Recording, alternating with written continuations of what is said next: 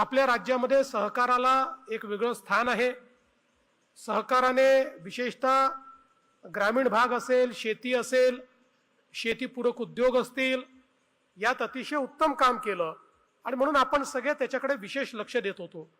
पण त्याच वेळी सहकारातलं गृहनिर्माणाचं जे क्षेत्र होतं हे मात्र मोठ्या प्रमाणात दुर्लक्षित होतं।